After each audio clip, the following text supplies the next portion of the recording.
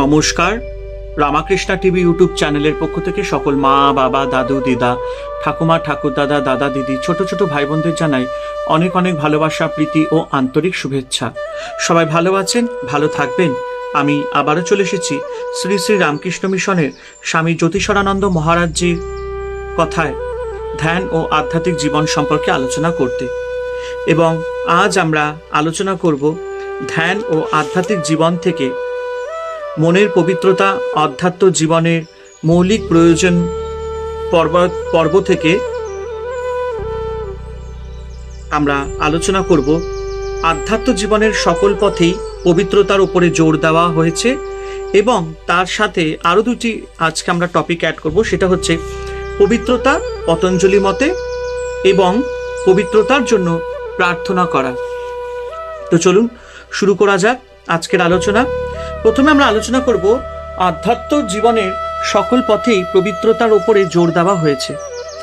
এই বিষয়ে মহারাজজি বলছেন, এমনকি কর্মযোগেও নিষ্ঠার সঙ্গে নৈতিক নিয়ম অবশ্য পালনীয়, ঠিক যেমনটি দরকার অন্য তিনটি যোগের ক্ষেত্রে। একটা লৌকিক ধারণা আছে যে জ্ঞানযোগ, ভক্তিযোগ ও রাজযোগের ক্ষেত্রেই নৈতিক নিয়ম পালন করতে হয়, আর কর্মযোগ খুব সহজ, কারণ এ পথে যেমন খুশি জীবনযাপন করা যেতে পারে। এটা অবাস্তব কথা। সংযম, অহিংসা, সত্যবাদিতা, অচৌর্য, অদেশভাব ব্যতীত কর্মযোগেও কোনো সাফল্য লাভ করা যায় না। জগতে যত আধ্যাত্মিক পথ জানা আছে, সবের গোড়াতেই পবিত্রতা অবশ্য পালনীয়। পবিত্রতা বলতে অনেক কিছু বোঝায়। এর দ্বারা শরীর, ইন্দ্রিয়, মন এবং হৃদয় সব কিছুর পবিত্রতা বোঝায়। ব্রহ্মচর্য কেবল শারীরিক শুদ্ধতা নয়, অহিংসা বলতে কেবল শারীরিক অহিংসা নয়, অচৌর্য বলতে স্থূল ধরনের চৌর্যবৃত্তি ত্যাগ নয়, এগুলির অর্থ সম্পূর্ণ আন্তঃশুদ্ধিও। যদি তুমি এই সব প্রারম্ভিক নিয়মগুলি একনিষ্ঠভাবে কোনো রকমভাবে পথভ্রষ্ট না হয়ে আদর্শের জন্য সবকিছুকে নিঃশর্তে ত্যাগ করে পালন না করো, তবে তোমার কর্ম করা হবে বটে, কিন্তু তা কর্মযোগে পরিণত হবে না। এখানেই বিশেষ তফাৎ। প্রত্যেকেই কর্ম করে, কিন্তু খুব কম লোকেরই সঠিক কর্মযোগ অনুসারী কর্ম করা হয়। যে কোনো যোগের ক্ষেত্রেই নৈতিক নিয়মগুলির পালন অবশ্য কর্তব্য। এ বিষয়ে নিজেকে ঠকিও না। এই কর্তব্য সম্পূর্ণ পালন করার অর্থ স্থূল বাহু ভৌতিক রূপেই শুধুই এই শর্তগুলি পূরণ করা নয়, তাদের সূক্ষ্মতম ব্যঞ্জনাতেও ওইসব শর্তের পূরণ। জ্ঞান যোগে বলা হয়েছে, শুদ্ধি সংক্রান্ত সব নিয়মগুলি কঠোরভাবে পালনের পর সমগ্র মন ব্রহ্মে নিবদ্ধ করো। মনের শুদ্ধির জন্য সব সময় বিচারের পথ নেবে। কর্মযোগে বলা হয়েছে, মনকে শুদ্ধ করবে, ঠিক ঠিক নৈতিক সংস্কৃত পালন করে ঈশ্বরের ফল সমর্পণ করে তার নিষ্কাম কর্মের অনুষ্ঠান করে। ভক্তিযোগে বলা হয়েছে, তোমার সমস্ত হৃদয়কে ও প্রেমের সমস্ত আবেগকে ঈশ্বরমুখী করো। জ্বলন্ত ঈশ্বর প্রেমে যেন হৃদয়ের অন্য সব প্রেমাবেগ আত্মভূত হয়ে যায়। ভক্তির প্রাবল্যে ওগুলোকে ধ্বংস করে ফেলো, কেবল ঈশ্বর প্রেমই যেন থাকে। এইভাবে দেখা যায় যে সবকটি যোগের মূল সাধারণ বিষয়বস্তু হল চিত্তশুদ্ধি ও আসক্তির বন্ধন ছেদন।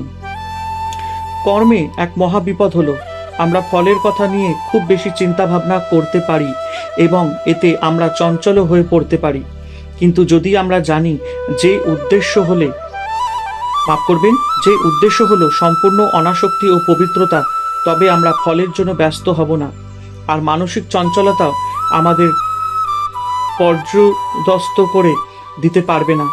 যখন আধ্যাত্ম সাধক জানবে যে কর্মের উদ্দেশ্য হলো চিত্তশুদ্ধি, যা তার আধ্যাত্মিক উন্নতির জন্য একান্ত প্রয়োজন, তখন সে অধিকতর বিশ্বাস ও উৎসাহ নিয়ে সব কাজ করবে। তখনই কেবল কর্ম হয়ে উঠবে কর্মযোগ। কর্মফলের জন্য তুমি একটু ব্যস্ত হয়েও না। কর্মযোগী হিসাবে তোমাকে চিত্তশুদ্ধির জন্য কাজ করতে হবে, এখানেই এর সমাপ্তি।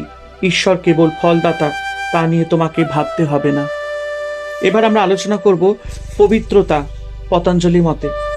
যোগসূত্রে পতঞ্জলি পবিত্রীকরণের একটি সামগ্রিক পরিকল্পনা দিয়েছেন। তার মতে নৈতিক নিয়ম দু রকমের, যম মানে সাধারণ নিয়ম এবং আর নিয়ম বিশেষ নিয়ম। যম বলতে 5টি অভ্যাস পালন, যা তার মতে সব লোকের সর্বত্র সর্বদা পালনীয়। প্রথমে অহিংসা বা ভালো হোক মন্দ হোক কারোর প্রতি অসদ্ভাব পোষণ না করা। এই সব অসদ্ভাব মনে ওঠার সঙ্গে সঙ্গে তাকে দূর করে দেবে।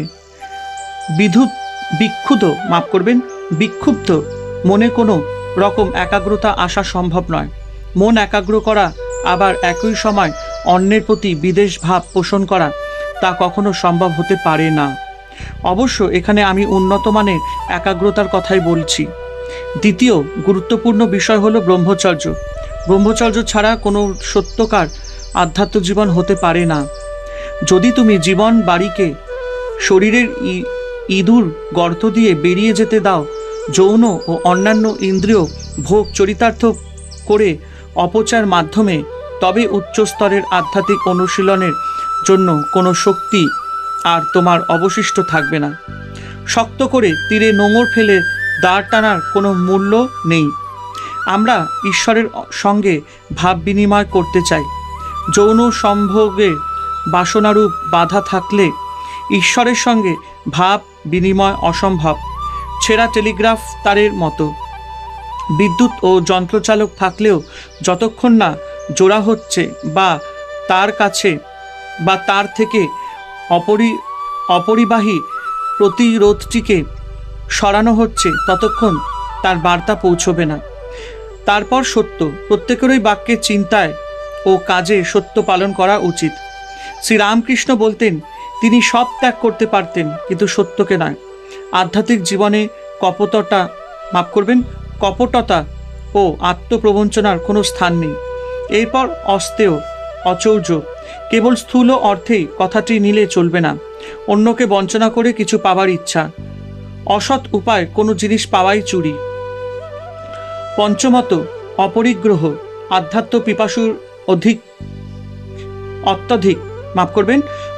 পিপাসুর অত্যধিক কর্ম ভারে জড়িয়ে পড়া উচিত নয়। সম্পদ সঞ্চয় প্রবণতা ত্যাগ করা উচিত। তোমার যা প্রয়োজন নেই তা অন্যকে বিলিয়ে দাও। যদি দান গ্রহণ করতেই হয়, তবে তাকে প্রতিদানে অন্য কিছু দাও। যদি তোমার দেবার অর্থ না থাকে, তবে তাকে ভালোবাসা, সেবা, জ্ঞান দাও। নিয়মেরও 5টি ধারা আছে। প্রথমে শৌচ পবিত্রতা, অর্থাৎ দেহ ও মন দুয়েরই পবিত্রতা। দেহ হলো ঈশ্বরের মন্দির, আর তাই একে পরিচ্ছন্ন রাখতে হবে। দ্বিতীয় ধারা হলো সন্তোষ, মানে সন্তুষ্টি। প্রত্যেকেরই প্রাকৃতিক পরিবেশে সন্তুষ্ট থাকা উচিত। তুমি তোমার আধ্যাত্মিক উন্নতিতে সন্তুষ্ট হতে পারছো না, কিন্তু তোমার এই অসুবিধার জন্য পরিবেশকে দোষ দিও না। যারা কেবল ওজোর আপত্তি ও নালিশ করে, তারা বৃথাই সময় ও শক্তির অপচয় করে, অযথা অসন্তোষ সৃষ্টি করবে না। এরপর আসছে তপ, মানে ইন্দ্রিয় সংযম। যে নিজেকে কোনো রকম ইন্দ্রিয়র ভোগে লিপ্ত হতে দেয়, সে কখনো মানসিক শান্তি পায় না। ব্যাসদেব বলেন, যাদের ইন্দ্রিয় সংযম নেই, তাদের পক্ষে যোগ সম্ভব নয়। এরপর স্বাধ্যায়। এর অর্থ কেবল পুস্তক অধ্যয়ন নয়, নিজ মনের পর্যালোচনাও এর মধ্যে পড়ে। সবশেষে ঈশ্বর প্রণিধানম, ঈশ্বরের কাছে আত্মসমর্পণ। এতে সূক্ষ্ম অপবিত্রতা অর্থাৎ অহংবোধ দূরীভূত হয়। আরেকটি বিশেষ কথা মনে রাখতে হবে, আধ্যাত্মিক অনুশীলনে এর পরের ধাপে পা দেওয়ার অর্থাৎ আসন অভ্যাসের আগে সাধককে সমস্ত নৈতিক সংস্কারের ভেতর দিয়ে যেতেই হবে। আধ্যাত্মিক জীবনের আচার্যগণ পবিত্রতা ও অনাসক্তির ওপর এতই মূল্য দিয়ে থাকেন। এরপর আমরা আলোচনা করব পবিত্রতার জন্য প্রার্থনা করো। যথাযথভাবে মনকে শান্ত করার জন্য পবিত্রতার প্রয়োজন। মনকে শান্ত করা যায় কেবলমাত্র সৎ ও সম্পূর্ণ শুদ্ধ চিন্তার দ্বারা, কেবল সেই সব চিন্তার দ্বারা যা দেহ বা সংসারের বদ্ধ নয়। উপনিষদ বলেন, ব্রহ্ম উপাসনার সময় সব সাধকের পক্ষে মনকে শান্ত রাখা অতিশয় গুরুত্বপূর্ণ। আধ্যাত্মিক জীবনে প্রকৃত ধ্যানের পূর্বে এটি অবশ্য অনুষ্ঠেয়। মানসিক পবিত্রতা রক্ষার চেষ্টায় আমাদের ঈশ্বরের শরণাগত হওয়া উচিত।